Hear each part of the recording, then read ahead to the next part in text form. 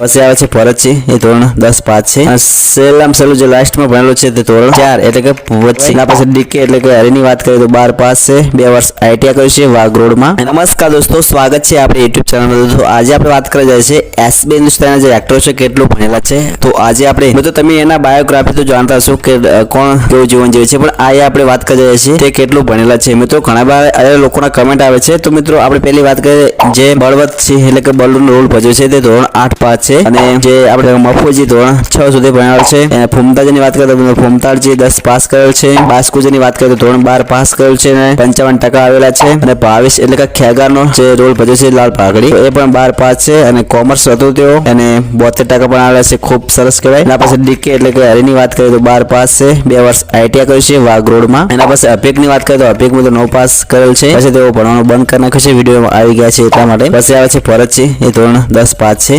સેલામ સેલું જે લાસ્ટમાં ભણેલો છે તે ધોરણ 4 એટલે કે ભુવતસિંહ. મિત્રો કમેન્ટ કરો કોણ કોણ બાકી છે, જે કમેન્ટ બાકી કમેન્ટ કરજો કોણ બાકી રહી ગયું. મિત્રો એસબી હિન્દુસ્તાનના બધા એક્ટરો વિશે અવનવી વાતો જાણવા માટે ફટાફટ સબસ્ક્રાઇબ કરો આપણે યુટ્યુબ ચેનલ. ચલો ફરી મળશું. જય હિન્દ, જય દોસ્તો.